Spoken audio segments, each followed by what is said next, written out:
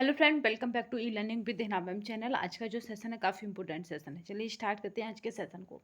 उसी motivation code के साथ जो आपको ऊर्जा पर रखेगा तथा औरों से बेटर तथा अलग करने के लिए प्रेरित करता रहेगा। हारा वही है जो लड़ा नहीं, आप हार नहीं सकते क्योंकि आपने हार मानी नहीं। तो हंस मुस्कुरा रोना कम कर दे, चिंता है तो जिंदगी की नाक में दम कर दे। देखिए, हम अब तक देख रहे थे, हमने क्या देखा था, कांग्रेस देखा, कांग्रेस की स्थापना देखी, कांग्रेस का विभाजन देखा। आज हमारा जो एरिया रहेगा पढ़ने का वो रहेगा भारत में क्रांतिकारी आंदोलन। ठीक है, तो आज हम भारत में क्रांतिकारी आंदोलनों को देखेंगे। सबसे पहला क्वेश्चन है, क्रांतिकारियों के एक गुप्त समाज यानी अभिनव भारत का गठन किया था। बहुत मोस्ट इम्पोर्टेंट है ये अभिनव भारत। तो इसका गठन कितने किया था? तो वी डी सावरकर ने किया था।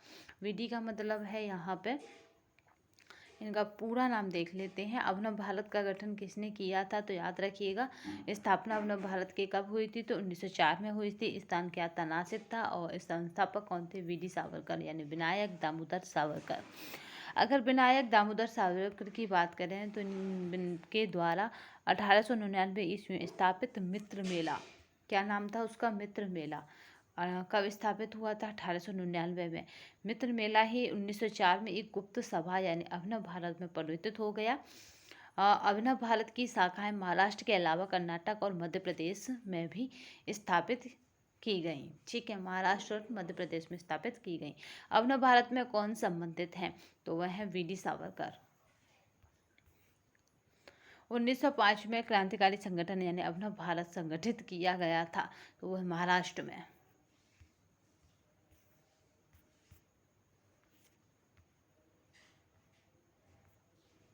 निम्नलिखित में से किसने क्रांतिकारियों के संगठन अभिनव भारत को संगठित किया था? तो वो थे विनायक दामोदर सावरकर। वी डी सावरकर द्वारा स्थापित गुप्त संगठन था, तो वो क्या था गुप्त संगठन? तो वो था अभिनव भारत। अभिनव भारत नामक अंग्रेजी विरोधी संगठन की स्थापना की थी, तो वो थे वी डी सावरकर ने। निम्नलिखित में से किसने मित्र मेला संघ को शुरू किया था? तो थे यहाँ पे विनायक दामोदर सावरकर।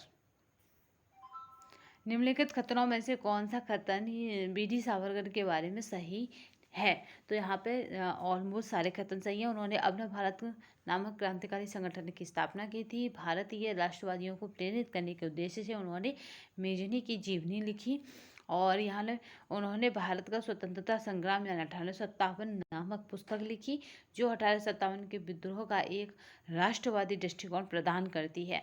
और ब्रिटिश कैद से मुक्त होने के लिए वे एक चलते जहाज से कूद पड़े थे। ठीक है, तो यहाँ पे जो सारे पॉइंट दिए हैं वो सही है। चलिए देख लेते हैं नेक्स्ट। अगर बी डी सावरकर की बात करें तथा बी डी सावरकर तथा गणेश सावरकर ने मित्र मेला नामक संगठन शुरू किया था। 1904 में मित्र मेला के 200 सदस्य नासिक में इकट्ठे हुए या एकत्रित हुए तथा सरकार ने मित्र मेला नाम बदलकर क्या कर दिया? इसको अभिनव भारत कर दिया। ठीक है, सावरकर ने 28 सितंबर 1906 में मेजनी की जीवनी को पूरा किया और उन्होंने भारत का स्वतंत्रता संग्राम यानी 1857 नामक पुस्तक लिखी। सावरकर को इंग्लैंड से भारत एस मेरिया नामक जहाज से लाया जा रहा था। जब 8 जुलाई 1910 को जहाज क्या हुआ था, यहाँ पे याद रखिएगा, मार्सेलेस बंदरगाह पहुंचा तो ब्रिटिश कैद से मुक्त होने के लिए वे चलते जहाज से कूद पड़े, परंतु सावरकर पुनः गिरफ्तार कर लिए गए। चलिए देखते हैं। यहाँ पे है, हेड गोवार ने किस वर्ष राष्ट्रीय स्वयंसेवक संघ की स्थापना की? अगर वो वर्ष देखा जाए तो वो हो जाएगा 1925 में। 27 सितंबर 1925 को केशव बलराम यहाँ पे हेड गेवार ने राष्ट्रीय स्वयंसेवक संघ की स्थापना की। इसका मुख्यालय नागपुर यानी महाराष्ट्र में था। इसका मुख्यालय कहाँ था? नागपुर, महाराष्ट्र में था। युगांतर पार्टी का नेतृत्व किया था, तो वो थे जतेंद्र नाथ मुखर्जी ने। जतेंद्र नाथ मुखर्जी 1800 यहाँ पे 1979 और 1915 के बीच का समय है उनका। जतिन नाथ मुखर्जी का बंगाल के क्रांतिकारी थे। वे विवेकानंद और अरविंद घोष के निष्ठावान अनुयायी और युगांतर अनुशीलन समिति तथा गदर पार्टी सरीखी क्रांतिकारी और समिति के सक्रिय सदस्य रहे। ये बागा जतिन के नाम से जाने जाते थे। याद रखिएगा, जतिन नाथ मुखर्जी को किस नाम से जाना जाता था? बागा। ठीक है, बागा जतिन। वह कौन थे जिन्होंने अनुशीलन समिति की स्थापना की थी? तो वो थे पी मित्र।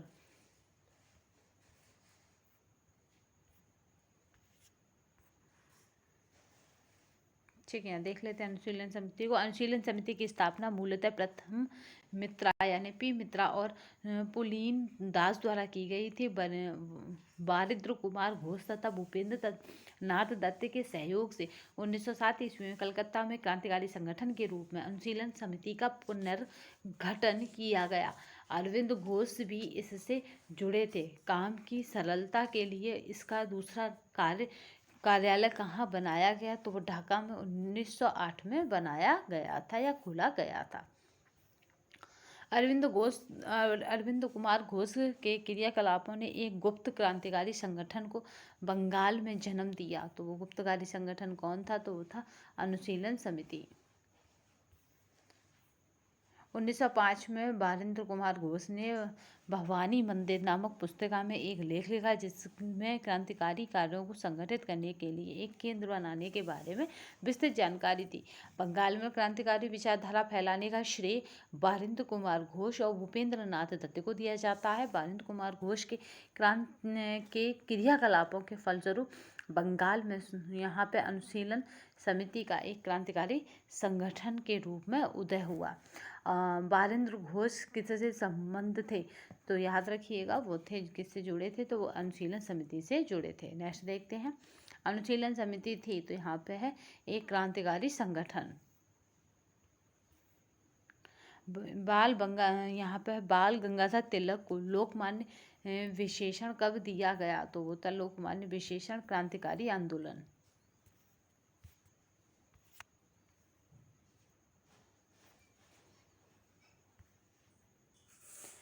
जून 1897 में चापेकर बंधुओं ने पूना की प्लेग कमेटी के अध्यक्ष रेड और लेफ्टिनेंट यहाँ पे आयस्ट की हत्या कर दी।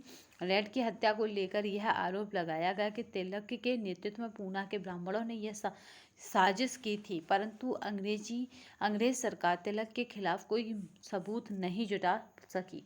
जुलाई 1897 में तिलक को भारतीय दंड संहिता की धारा 124A के तहत राजद्रोह के आरोप में गिरफ्तार कर लिया गया। उन पर मुकदमा चलाया कर उन्हें 18 महीने की कैद की सजा दी गई, जिसका देश भर में भारी विरोध हुआ। इस कारण तिलक अखिल भारतीय नेता के रूप में लोकप्रिय हुए और जनता ने उन्हें लोकमान्य की उपाधि दी। ठीक है, याद रखिएगा, उन्हें किसकी उपाधि दी थी जनता ने? तो लोकमान्य की उपाधि दी थी। तो इसीलिए यहाँ पे क्या आंसर था? बाल गंगाधर तिलक को लोकमान्य विशेषण कब दिया गया या उपाधि कब दी गई? तो वो था क्रांतिकारी आंदोलन में। नेक्स्ट देखते हैं, स्वतंत्रता आंदोलन के क्रांतिकारी आतंकवादियों का पहला महत्वपूर्ण यहाँ पे है साहसिक कार्य ये क्या था? बर्रा डकैती का स्थान था। तो वो क्या था? पूर्वी बंगाल।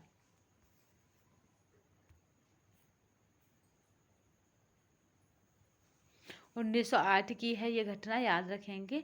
बर्रा डकैती का स्थान पूर्वी बंगाल में अवस्थित है। बर्रा डकैती करने वाले क्रांतिकारियों के समूह को पुलिस बिहारी दास ने नेतृत्व प्रदान किया था। किसने नेतृत्व प्रदान किया इसको? बिहारी दास ने। मुजफ्फरपुर के किंग्सफोर्ड की हत्या का प्रयास कब किया गया? तो जो किंग्सफोर्ड थे उनकी हत्या कब का प्रयास हुआ था? तो 1908 में।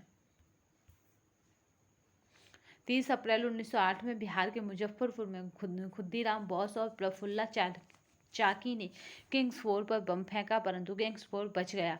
दुर्भाग्य से राष्ट्रीय आंदोलन के हमदर्दी रखने वाले मिस्टर कैनेडी की पत्नी और एवं पुत्री मारी गई। प्रफुल्ल चाकी ने पुलिस से बचने के लिए आत्महत्या कर ली, जबकि खुद्दीराम बोस गिरफ्तार कर फांसी पर चढ़ा दिए गए। मुजफ्फर बम कांड यानी 1908 का संबंध इनमें से किसके साथ है? तो वो था यहाँ पे याद रखिए खुदीराम बोस और प्रफुल्ल चाकी के साथ।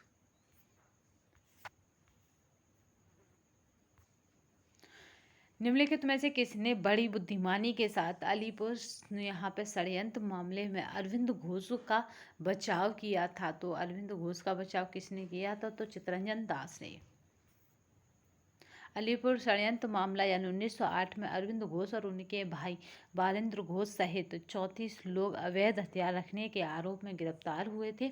इस मामले में 15 लोगों को सजा हुई थी, परंतु अरविंद घोष रिहा कर दिए गए थे। इस मामले में अरविंद घोष का बचाव एडी चोटी का जोड़ लगाकर चित्तरंजन दास ने किया था। अलीपुर षड्यंत्र मामले में ही सरकारी गवाह यहाँ पे नरेंद्र गोसाई की कन्हई लाल दत्त और सत्येंद्र बोस ने जेल में गोली मारकर हत्या कर दी थी, जिसके कारण उन्हें फांसी की सजा हुई थी। किस वर्ष हिंदुस्तान रिपब्लिकन एसोसिएशन की स्थापना हुई? तो वो वर्ष थी 1924।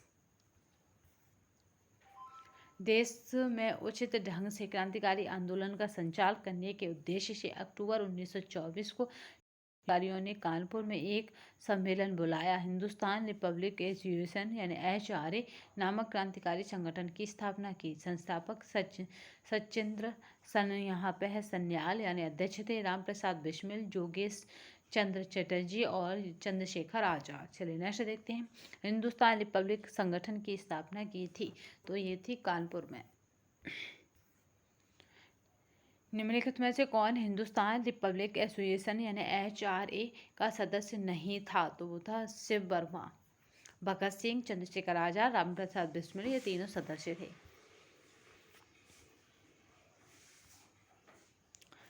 यहाँ पे शिव वर्मा हिंदुस्तान रिपब्लिकन एसोसिएशन के सदस्य नहीं थे।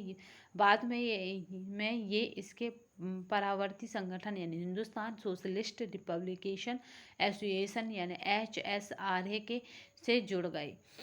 से सभी तीनों यानी भगत सिंह, चंद्रशेखर आजाद तथा राम प्रसाद बिस्मिल HRA के सदस्य रहे थे। शिव वर्मा को लाहौर षड्यंत्र मामले में आजीवन कारावास की सजा हुई थी। चलिए नेक्स्ट देखते हैं। अपनी फांसी से पूर्व निम्नलिखित क्रांतिकारियों में से किस एक ने पीने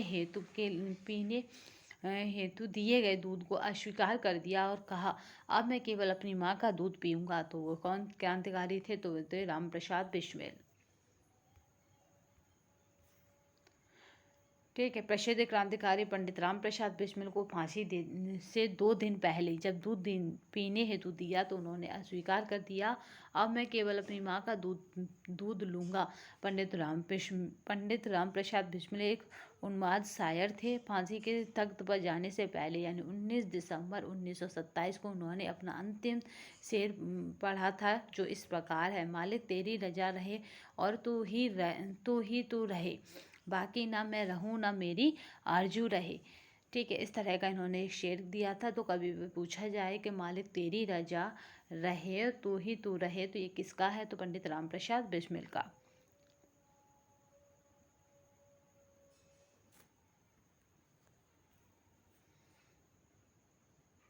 तेरे के तेरा ही जिक्र यार और तेरी ही जुस्तजू रहे, इस तरह से किसने गाया था? तो ये राम प्रसाद बिस्मिल ने गाया था।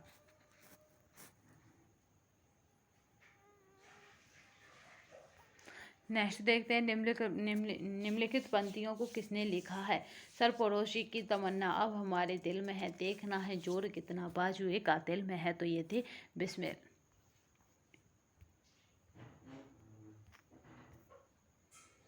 काकोरी कांड में शामिल भारत के महान क्रांतिकारी राम प्रसाद बिस्मिल ने ये गीत लिखा था। काकोरी कांड में उन्हें यहाँ पे गोरखपुर में फांसी दे दी गई थी, याद रखिएगा। निम्नलिखित में से किसको अंग्रेजी सरकार ने काकोरी षड्यंत्र के मामले में फांसी पर चढ़ा दिया था? तो वो थे राम प्रसाद बिस्मिल।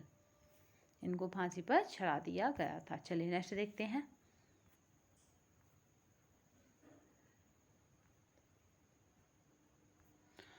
अक्टूबर 1924 में सचिंद्र सन्याल और राम प्रसाद बिस्मिल तथा चंद्रशेखर आजाद ने कानपुर में क्रांतिकारी संस्था यानी हिंदुस्तान रिपब्लिकन एसोसिएशन की स्थापना की। इस संस्था द्वारा यानी 9 अगस्त 1925 को उत्तर रेलवे के लखनऊ सहारनपुर संभाग के काकोरी नामक स्थान पर 8 down Saharanpur Lucknow passenger train पर डकैती डालकर सरकारी खजाना लूटा। यह घटना काकोरी कांड के नाम से प्रसिद्ध हुई। इस कांड में 29 क्रांतिकारियों को गिरफ्तार कर लिया गया। ठीक है, तो उसी से जुड़ी है ये, बस इतना याद रखिएगा। अंत में क्या हुआ था, 27 फरवरी 1900 यहाँ पे 31 को इलाहाबाद में अल्फ्रेड पार्क में यह पुलिस मुठभेड़ में मारे गए। कौन मारे गए, तो याद रखना है तुम्हें, चंद्रशेखर आज़ाद। काकोरी षड्यंत्र केस किस वर्ष में हुआ था, तो मोस्ट इम्पोर्टेंट है वो वर्ष, तो याद रखेंगे कि वो किस वर्ष में हुआ था, तो यहाँ पे है 1925 में। ठीक है, काकोरी षड्यंत्र कब हुआ था, तो 1925 में, 9 अगस्त 1925 को। निम्नलिखित क्रांतिकारियों में से कौन काकोरी षड्यंत्र केस से जुड़ा नहीं है, जबकि 3 जुड़े हैं, तो वो राम प्रसाद बिस्मिल जुड़े थे और रोशन सिंह जुड़े थे और यहाँ पे है असफुल्ला खां जुड़े थे, जबकि भगत सिंह क्या थे, पुलिस मुठभेड़ में मारे गए थे। निम्नलिखित काकोरी कांड का जुड़ा कौन कौन क्रांतिकारी मुकदमे से बच निकला था, तो वो थे चंद्रशेखर आज़ाद। ठीक है, तो यहाँ पे कौन थे, भगत सिंह नहीं जुड़े थे, याद रखिएगा। नेक्स्ट देखते हैं, निम्नलिखित में से वह कौन था जो काकोरी षड्यंत्र कांड में फांसी की सजा से बच गया था, तो फांसी की सजा से भी बच गया था, वो थे चंद्रशेखर आज़ाद। निम्नलिखित में से कौन काकोरी कांड मुकदमे में सरकारी वकील था, तो काकोरी कांड का मुकदमा किसने लड़ा था, इस तरह क्वेश्चन बनता है, तो जगत नारायण मुल्ला, याद रखेंगे।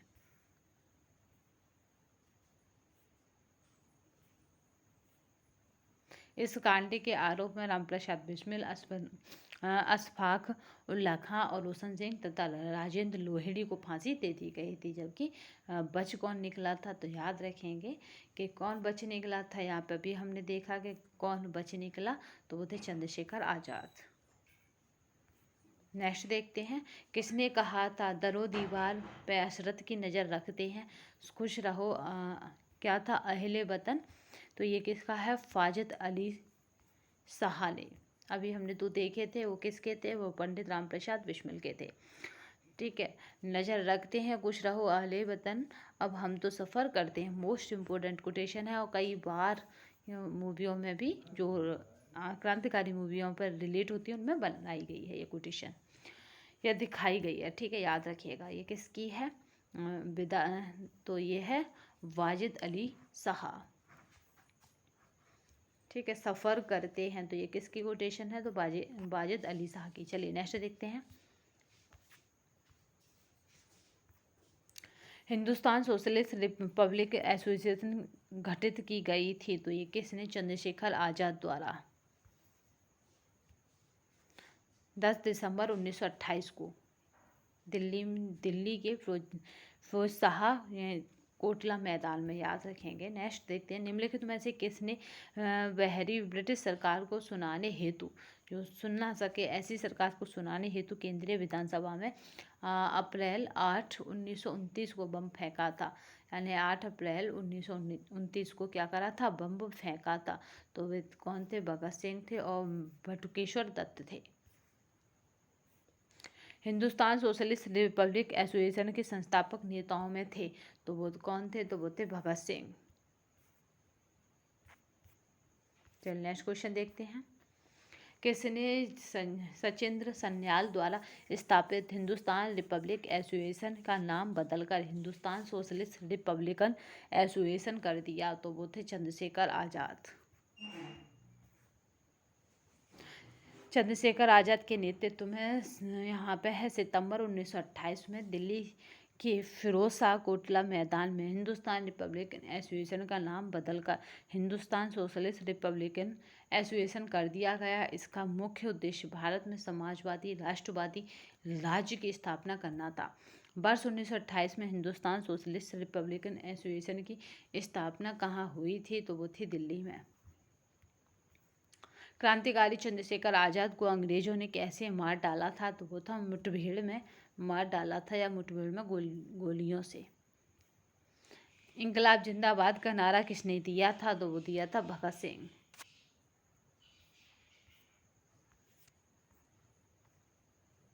चलिए नेक्स्ट क्वेश्चन देखते हैं। किसने सचिंद्र सन्याल द्वारा स्थापित ये। चलिए नेक्स्ट देखते हैं। प्रसिद्ध नारा इंकलाब जिंदाबाद किसने दिया था? तो वो थे भगत सिंह। इंकलाब जिंदाबाद का नारा किससे जुड़ा हुआ है? तो वो है भगत सिंह, सरदार भगत सिंह से। भगत सिंह, राजगुरु और सुखदेव को कब फांसी दी गई थी? तो वो था 23 मार्च 1931 को।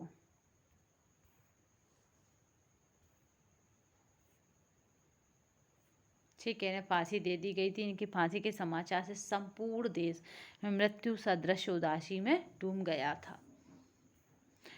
भगत सिंह ने सेंट्रल असेंबली में बम फेंका था, तो बटुकेश्वर दत्त के साथ। बहुत पूछा जाता है। चलिए नेक्स्ट देखते हैं।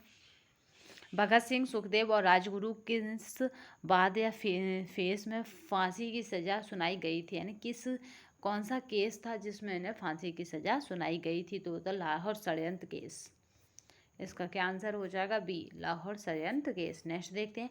भगत सिंह को उसके दो साथियों के साथ 23 मार्च 1931 को फांसी दे दी गई थी। वो दो साथी कौन थे? तो याद रखिएगा वो दो साथी कौन थे। तो यहाँ पे है राजगुरु और सुखदेव। भगत सिंह का स्मारक कहाँ स्थित है? तो वो है यहाँ पे फिरोजपुर में।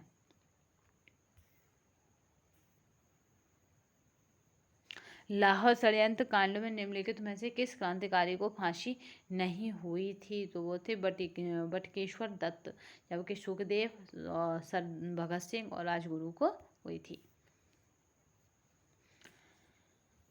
चलिए नेक्स्ट देखते हैं।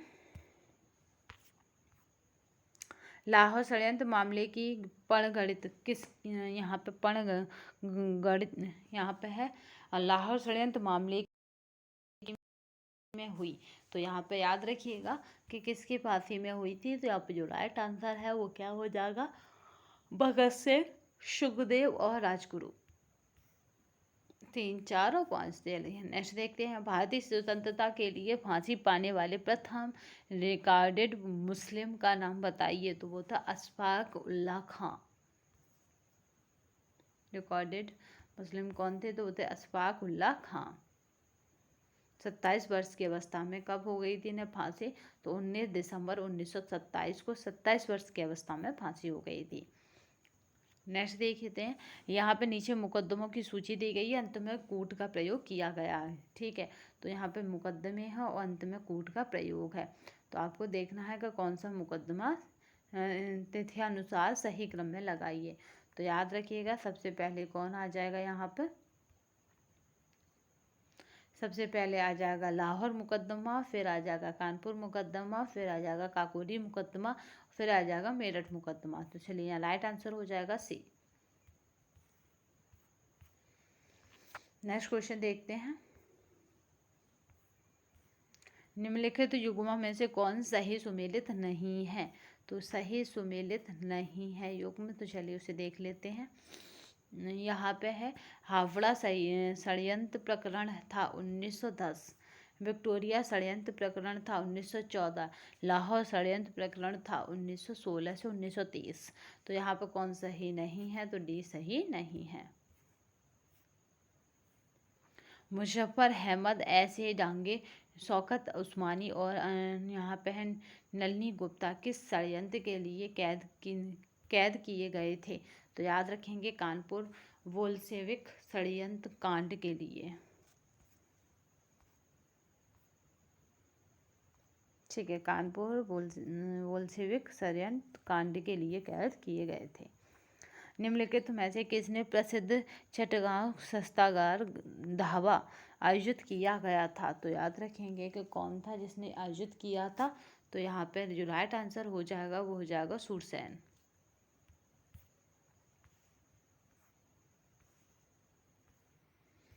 चलिए नेक्स्ट देखते हैं, स्वतंत्रता संग्राम के सबसे कम आयु के शहीद थे।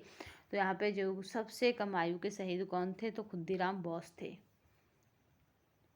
जो नाम दिए गए उनमें से। खुद्दीराम बोस की बात की जाए तो इनका जन्म 1907 में हुआ था और फांसी 1931 में, यानी 24 वर्ष की आयु में हो गई थी। यहाँ पे असफुल्ला खां की बात की जाए तो 1900 में जन्म हुआ, 1927 तक फांसी हो गई थी, तो यहाँ पे 27 वर्ष थी।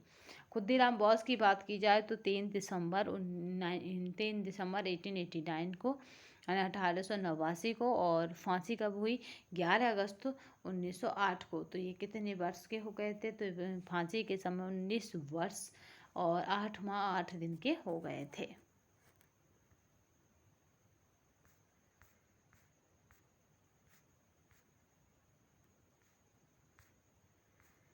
अच्छा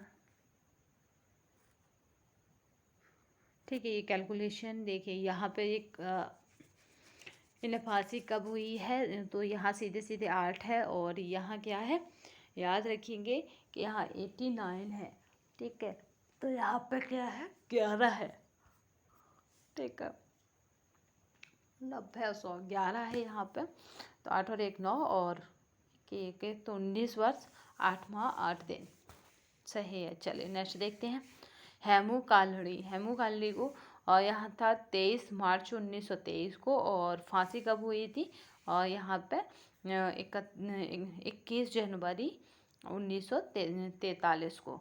तो ये भी कितने हो गए थे, तो 19 वर्ष 9 माह 28 दिन के। अतः प्रश्न के विकल्प स्वतंत्रता के सबसे कम आयु के, तो यहाँ पे क्या हो जाएगा, खुद्दीराम बोस थे, ठीक, खुद्दीराम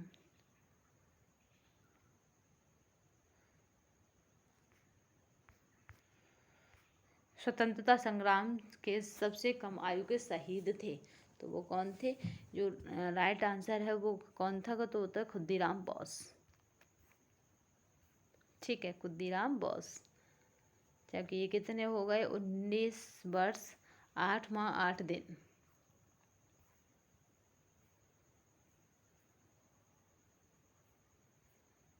चलिए नेक्स्ट देखते हैं, यहाँ पे क्या करना है, पेयर्स बनाना है।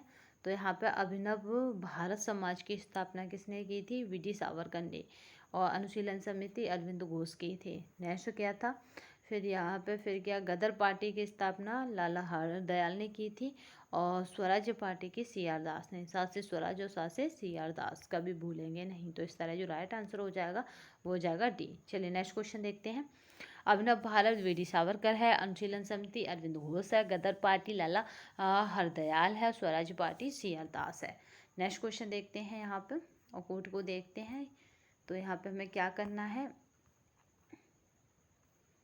अभिनव भारत की बात की जाए तो अभिनव भारत का क्या हो जाएगा, वी.डी. सावरकर, ठीक है।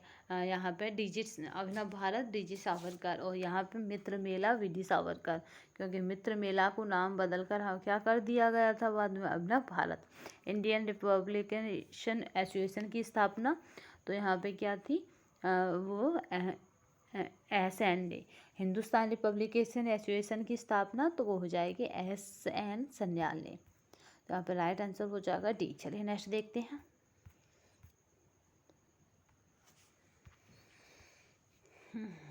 चलिए नेक्स्ट क्वेश्चन देखते हैं यहाँ पे। इस तरह से इसे देख लेते हैं। अगर बात की जाए चटगांव शस्त्रागार हमला, तो ये किसने किया था, सुरसेन ने किया था 18 अप्रैल 1931 को। चटगांव वाला काकोरी षड्यंत्र 9 अगस्त 1925 को रामप्रसाद बिस्मिल ने किया था। लाहौर षड्यंत्र जतिन दास लाहौर षड्यंत्र केस के अंतर्गत गिरफ्तार कर जतिन दास ने जेल में राजनीतिक बंदी का दर्जा प्राप्त करने के लिए भूख हड़ताल से 64 दिन भूख हड़ताल के बाद क्या करा था, यहाँ पर सितंबर 1929 को उनकी मृत्यु हो गई थी। पूछा भी जाता है कि 64 दिन भूख हड़ताल के बाद किसकी मृत्यु हो गई थी, तो बोलते जतिन दास। तो यहाँ पे पूछा जा रहा है कि क्या सही है।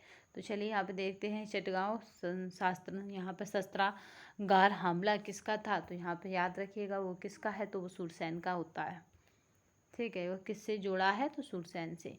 काकोरी षड्यंत्र से कौन जुड़ा है, तो यहाँ पर काकोरी षड्यंत्र की बात की जाएगी तो कौन जुड़ा जाएगा, तो वासुदेव यहाँ पे रामप्रसाद बिस्मिल काकोरी षड्यंत्र से जुड़ जाएंगे। लाहौर षड्यंत्र की बात की जाएगी तो लाहौर का जो षड्यंत्र किसने करा था, तो याद रखेंगे जतिन दास। और गदर पार्टी की बात की जाती है तो गदर पार्टी में कौन जुड़े हैं, तो यहाँ पे हो जाते हैं गदर पार्टी लाला हरदयाल। चलिए, जतिन दास किस आरोप में बंदी बनाए गए थे, तो वो जो आरोप था वो तो लाहौर षड्यंत्र। चलिए नेक्स्ट देखते हैं। जेल में भूख हड़ताल के कारण जिस स्वतंत्रता संग्राम सेनानी की मृत्यु हो गई थी वो थे जतिन दास। 64 दिन। कितने दिन? 64 दिन। बहुत पूछा जाता है। निम्न क्रांतिकारियों के जीवन के अंत के प्रकार के आधार पर सुमेलित कीजिए। जीवन के अंत के प्रकार के आधार पर जतिन दास, भूख हड़ताल, ठीक है। और यहाँ पे भगत सिंह, कल्पना दत्त और चंद्रशेखर आज़ाद। चंद्रशेखर आज़ाद को क्या था, तो यहाँ पे ए का क्या था, भूख हड़ताल, तो ए का क्या था, 2, तो यहाँ पे 2 सब में है, बट आपको याद रखना है कि 2 इसमें नहीं है। अब चलते हैं नेक्स्ट। चंद्रशेखर आज़ाद की बात की जाए तो इनकी मृत्यु कैसे हुई थी, मुठभेड़ में हुई थी। अगर भगत सिंह की बात की जाए तो इनको फांसी पर लटकाया गया था, और अगर कल्पना दत्त की बात की जाए तो आजीवन कारावास हुआ था। चलिए नेक्स्ट देखते हैं। जतिन दास भूख हड़ताल है, चंद्रशेखर आज़ाद मुठभेड़ के दौरान है, और भगत सिंह फांसी है, जबकि कल्पना दत्त आजीवन कारावास है। ठीक है। अभिनव भारत, ये क्या हो जाएगा, दामोदर सावरकर। और यहाँ पे चटगांव आर्मनी। और ये नेक्स्ट इनके क्वेश्चन देख लेते हैं, क्योंकि यहाँ पे अब क्या है, बहुत जल्दी हो रहा है, तो यहाँ पे अगर बात की जाए इस तरह से देख लेते हैं इसे। ठीक है, चटगांव, तो ये ए का क्या हो जाएगा, यहाँ पे याद रखेंगे।